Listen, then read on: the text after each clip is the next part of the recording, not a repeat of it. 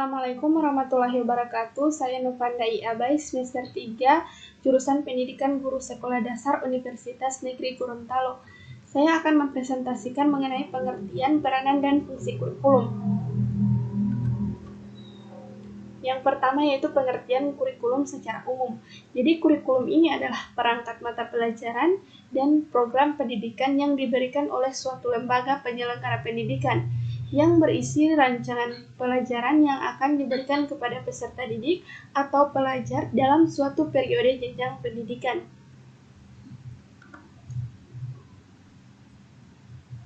Kemudian pengertian kurikulum menurut para ahli. Yang pertama yaitu menurut J. Galen Saylor dan William M. Alexander. Pengertian kurikulum adalah segala upaya sekolah untuk mempengaruhi pembelajaran baik di ruangan kelas, di taman bermain ataupun di luar sekolah. Kemudian yaitu menurut Harold B. Albersig. Pengertian kurikulum adalah semua kegiatan yang disediakan oleh sekolah untuk siswa. Dalam hal ini, kurikulum tidak terbatas pada mata pelajaran saja, tetapi termasuk berbagai kegiatan lain di dalam dan di luar kelas yang diselenggarakan oleh sekolah tersebut. Yang ketiga yaitu menurut John Paxton Kerr, di mana kurikulum adalah semua pembelajaran yang dirancang dan dilaksanakan secara individu ataupun berkelompok, baik di sekolah maupun di luar sekolah. Kemudian ada pengertian kurikulum menurut Undang-Undang Nomor 20 Tahun 2003, di mana kurikulum adalah sebagai perangkat rencana dan pengaturan mengenai tujuan, isi, dan bahan pembelajaran, serta cara yang digunakan sebagai pedoman penyelenggaraan kegiatan pembelajaran untuk mencapai tujuan pendidikan nasional.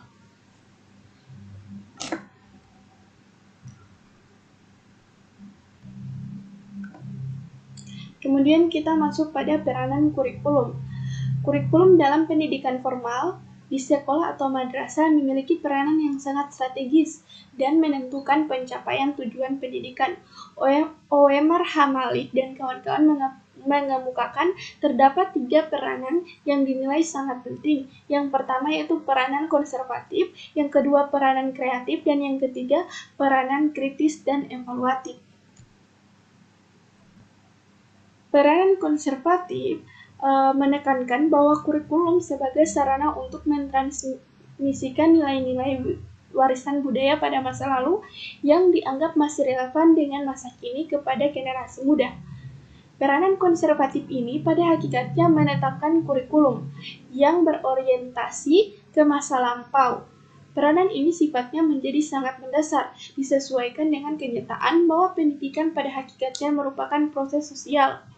Salah satu tugas pendidikan yaitu mempengaruhi dan membina perilaku siswa sesuai dengan nilai-nilai sosial yang hidup di lingkungan masyarakat. Kemudian peranan kreatif.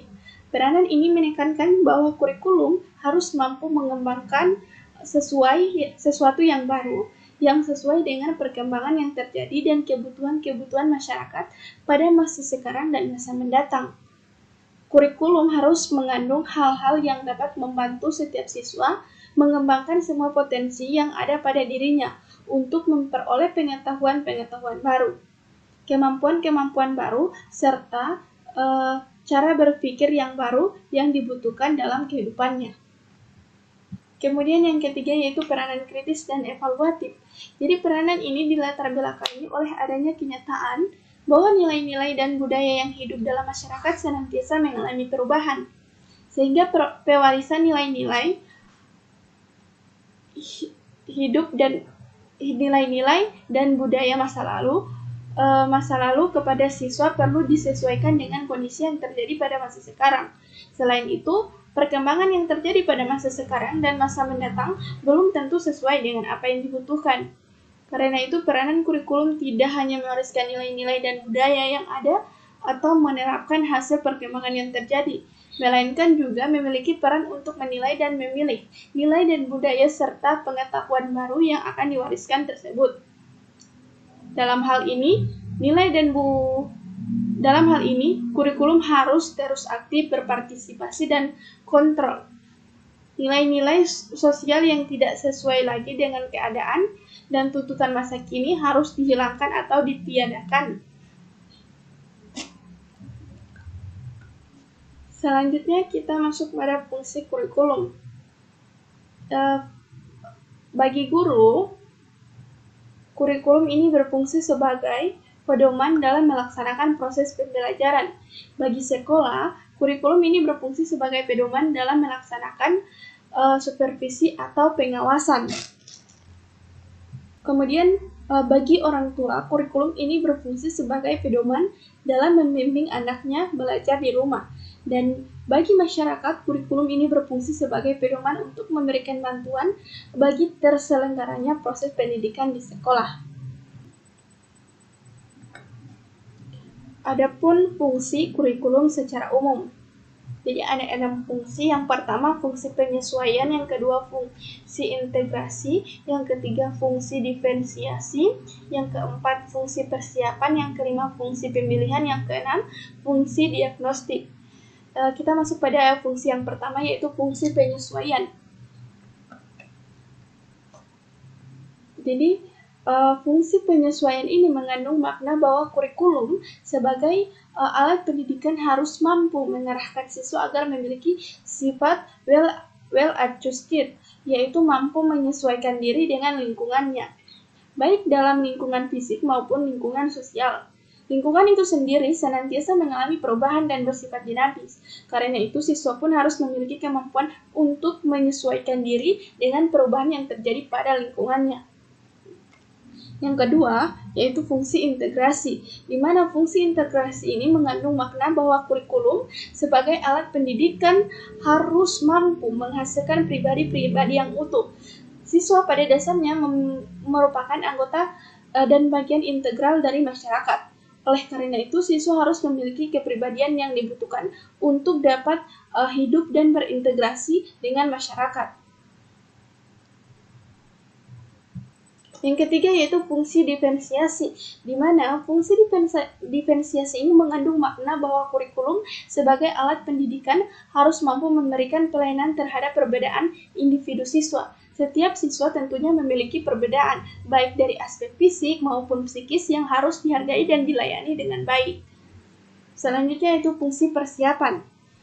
Fungsi persiapan ini mengandung makna bahwa kurikulum sebagai alat pendidikan mampu mempersiapkan siswa untuk melanjutkan studi ke jenjang pendidikan berikutnya. Selain itu, kurikulum juga diharapkan dapat mempersiapkan siswa untuk dapat hidup dan dalam masyarakat seandainya karena sesuatu hal tidak dapat melanjutkan pendidikannya. Yang terakhir yaitu fungsi pemilihan. Fungsi pemilihan mengandung makna bahwa kurikulum sebagai alat pendidikan harus mampu memberikan kesempatan kepada siswa untuk memilih program-program belajar yang sesuai dengan kemampuan dan minatnya.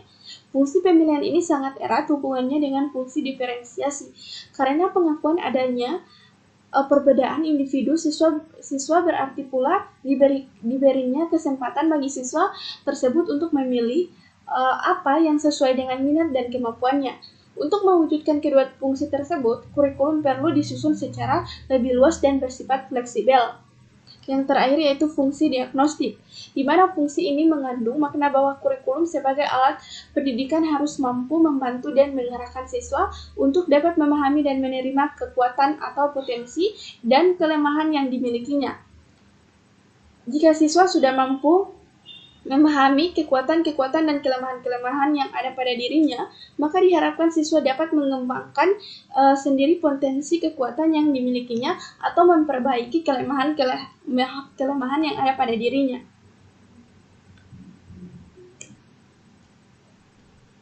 Nah, jadi kesimpulannya, kurikulum sebagai program pendidikan yang telah direncanakan secara sistematis, mengemban peran meliputi peran konservatif, peran kreatif, serta peran kritis dan evaluatif. Secara umum, fungsi kurikulum adalah sebagai alat untuk membantu peserta didik untuk mengembangkan pribadinya ke arah tujuan pendidikan. Baiklah, itulah pemaparan dari materi saya. Jika ada yang salah, mohon dimaafkan. Wabillahi taufiq wal hidayah. Wassalamualaikum warahmatullahi wabarakatuh.